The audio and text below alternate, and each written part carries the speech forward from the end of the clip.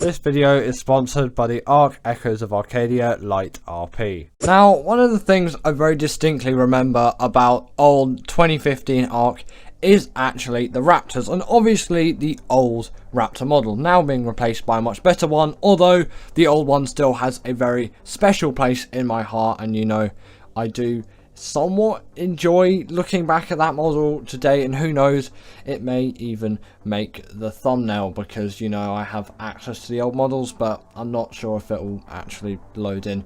Either way, the Raptor was just one of those creatures where actually I got a significant amount of them killed. They were just, for some reason, for me, some of the easiest creatures to kill, and I don't know why, but I eventually, at some point, probably tamed a high enough level Raptor, because levels back then, no one really cared too much. I wasn't one of those people, and I got like, just whatever. You just go for whatever creature was there.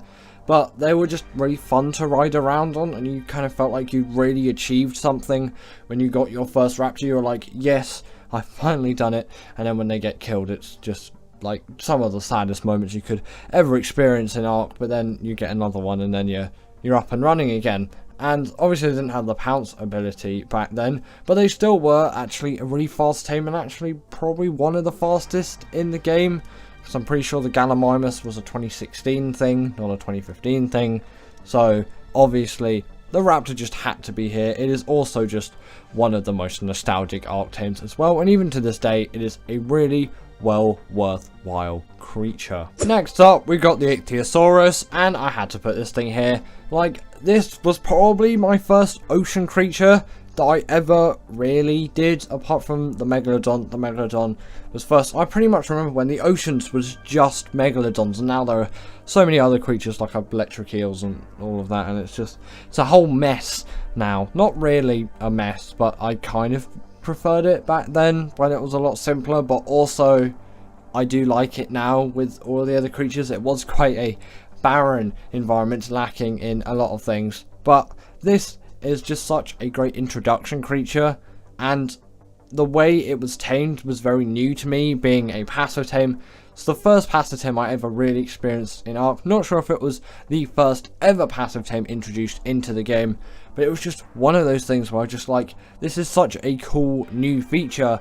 I simply had to include this thing in on the list just for that thing alone, really, as that was just such a big standout, and features that just seem so normal today were just so big back then, and now probably no one thinks about, oh, it's a passive tame or it's a knockout tame, and there's loads of other different tame methods, but back then it was a really big deal. Now, as I stated earlier, this video is sponsored by the Ark Echoes of Arcadia Light RP, and I'm really thankful for them reaching out for me. But I want to tell you why this is the best Ark server out there. It is the most immersive RP server by far. I love all of the time that I've spent with it, and so far I've thoroughly enjoyed all the playthrough, and that is due to daily and weekly large events. So you get an event daily, but you get a weekly large event.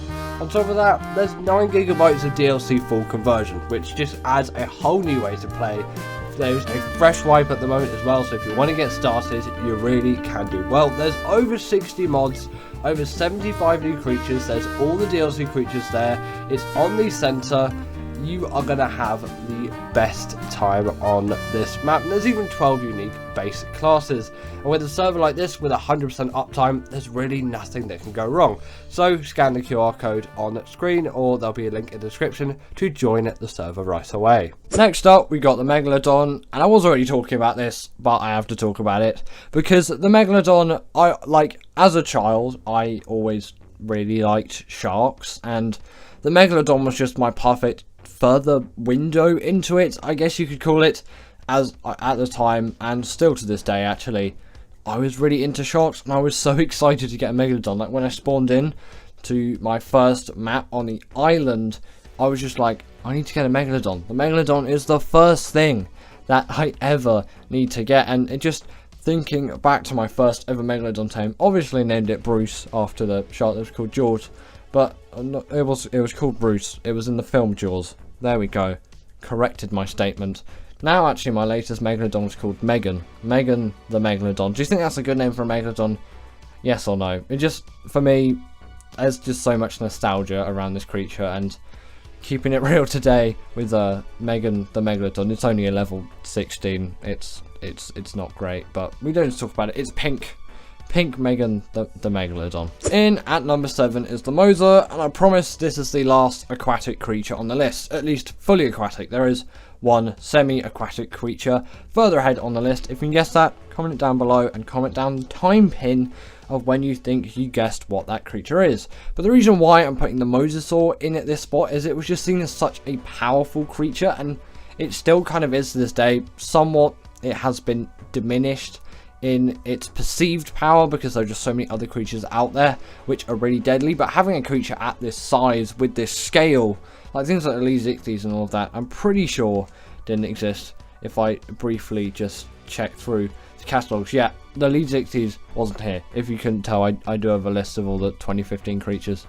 because there's no way I could remember all of those, and the Lezichthys wasn't really there yet, and this was pretty much the biggest tame out there in 2015, and the scale of it really made it a huge change to tame, but a very enjoyable one. Next up, we got the Carno, and before you say that the Allosaurus is better and all of that, personally, I'm not really an Allo lover myself. The Allosaurus did not exist back in 2015. I will list all the creatures beginning with A right now. There was the Alpha Carno, the Alpha Raptor, the Alpha T-Rex, the Anglerfish, the Anki, the Aranio, and the Argentavis. And that is all of the A creatures. The Allo just simply didn't exist, and I'm not actually sure when it was added. It may have been 2016. Probably was 2016, to be honest. But back in 2015, that thing didn't exist, and this is obviously why I have more of a love for the Carno. It is a much more nostalgic tame for me, and it felt like it really did fit in with its comedically small arms and also the horns coming out of its head. And obviously back then it didn't do the bleed ability, but it has somewhat leveled up over time, and actually did have a retexturing at some point, if you do remember that.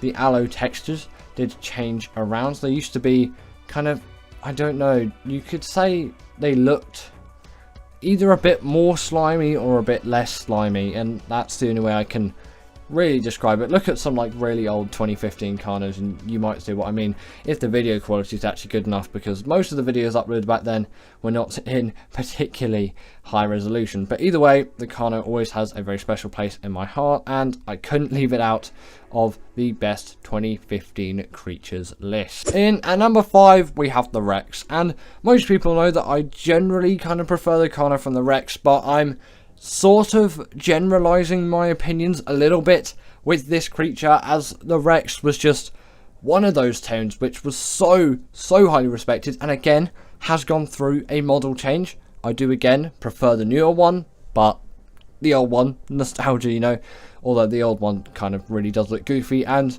with the kind of UI and sort of graphics update, you can kind of call it, I think that was in like 2018, 2017. Either way, around that time there was it must have been 2017, was it? Yeah, 2017, 2018, either way, there was a kind of graphics UI update, and yeah, then the graphics changed, and I'm pretty sure that's when a lot of the models were updated. And yes, this Rex model fits a lot more with the newer graphics, but if you chuck this one into the 2015 Ark game, it might look a little bit out of place again with like RG models, or like the old RG models, the old Spino models and all of that. Some of the models have just stayed the same, actually. The Giga is a good example for that.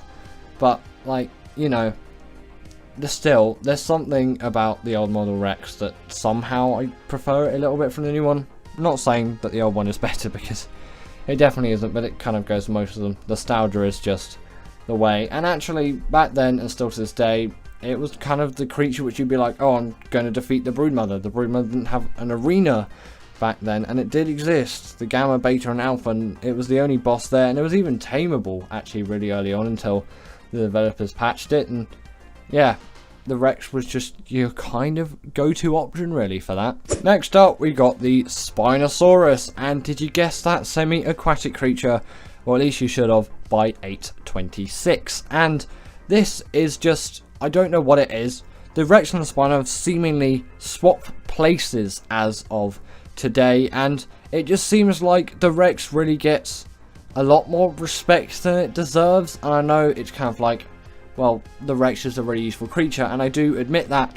But back then, the Spino was always pretty much seen as the higher creature, at least from my view. It was just seen as the bigger carnivore, the beefier carnivore, and it was seen as rarer as well, and a nicer creature to tame, really, especially due to its abilities in the water, as it was seen as such a versatile creature. And obviously, it has gone through a model change, if you didn't know already, even though, in my opinion, the models do look kind of quite similar. There is definitely an upgrade, but if you compare the old to the new Rex models, there's a much bigger difference there, and especially with the old to new RG models, that's probably one of the biggest differences in model changes. I'm so glad Wildcard did that, even though the old RG models really do invoke a lot of nostalgia in me. And again, with the TLCs, that did add things like the hydration buff. I'm pretty sure it didn't have the hydration buff back then. And obviously then it can stand up on its hind legs now and all of that. But the mobility was definitely still there. Not sure if it has an oxygen. If I'm remembering this correctly, it didn't used to have an oxygen stat, and now it does. But it's a very minor one. It depletes really slowly, or it's the other way around. Honestly, I haven't actually used the Spino Auto recently or paid attention to it. So actually, leave a comment down below. Does the Spino have oxygen now, or did it have oxygen back then and it doesn't now? It's one of those, but I'm not really quite sure on which one. In at number 3, we've got the Quetz, and I had to put this thing here. Okay, when flyer speed leveling was still a thing, without it just being a setting and just being absolutely everywhere, you could get a Quetzal and crank the movement on it and have a thing like this, which could jet across the map, whereas now these things are ridiculously slow, and I wouldn't put it in the best creatures, but obviously we are very creature limited here, and a lot of my favourite Ark creatures just didn't exist for even over 5 years at this point. It's actually crazy how long Ark has been around for. Either way, it's almost like GTA 5, GTA 5, GTA 6 divides even longer. Either way, slightly irrelevant point. The Quetzal was just such a fast, versatile creature, and with that platform saddle too, it really did play a huge benefit to my Ark progress. And although the RG was a great metal run creature, once I got a Quetzal, which I did solo first time, absolute pain, would not recommend it, especially back then. I always use this thing for my metal runs. In at number 2, we have the RG, and obviously I was just speaking about the RG and talking about how I didn't really use it for metal runs as much as the Quetzal back in the day, but I really can't discount this, and this was my favourite other flyer. And you might think, why am I not putting the Pteranodon on this list? And although the Pteranodon I could say is a very nostalgic tame for me, I didn't really enjoy it all too much compared to the RG, as yes, it could fly really fast, but with that terrible weight stat, it always kept annoying me so much. And when I had an RG, it was just so much better that I didn't care anymore about the Pteranodon. Almost forgot about that thing's name entirely. And obviously you could use it with an Anki as well, although I don't think it could auto farm metal, and then you could just get loads of metal. And I'm pretty sure I had weight reduction back then, although that might have been in the TLC, and I'm actually, realistically, it probably didn't have weight reduction, and I don't think it had a smithy in its saddle yet, and I'm not sure about that regen buff either. A lot of things that you now take for granted in creatures have come in TLCs. It's a wonder why some creatures actually haven't got TLCs yet, as there are some Ark creatures which are some of the most useless things, but were actually tamed back in the days of 2015, 2016, and 2017, because they were cool new things. The Dimetrodon's a good example, I guess. And although it has a pretty decent use, you could say, what it was trying to do is a useful thing. Air conditioners are just much better. But either way, RG in at number 2. And in at number 1, it's the Giga. And actually, when researching for this video, I never realised the Giga actually came out in 2015, and I always thought it was a 2016 tame. But no, it did actually come out in 2015, which is slightly surprising to me. Again, I always thought it was a 2016 tame, but I had to put it right in the number 1 spot as soon as I actually learnt for real that this thing came out in 2015, and that's really insane to think about. And that's obviously why it had the rage meter and all of that, because it was so much more powerful than every creature which had come before, and nothing like the Titanosaur, I'm pretty sure, had been released. If I recheck, yeah, Titanosaur's not on it. We only had creatures beginning with T. We only had was a Titanoboa, Titanomira, the other Titanomira, the flying ones, the soldier, the trike, and the trilobite. I don't know why there's 3 Titanomiras there. There should be just the drone and the soldier. Either way, nothing like the Titanosaur. This was the biggest Ark creature in the game, and even with the Alpha T-Rex, like, yes, that was a big tame. This was bigger and better, and it just dealt so much damage, and you felt like the absolute king of the world once taming it, and obviously naming it Tiny Tim was the best option you had. So that is why I have put the Giga in at number 1, and you know, for 2015 it is insane to think that this creature actually released. It's still kind of messing with my mind a bit. But anyway, that is the end of today's video, and I hope that you enjoyed it, and as always, comment down below what was your best Ark creature of 2015, and do you agree with this list? And with that, I will see you all later.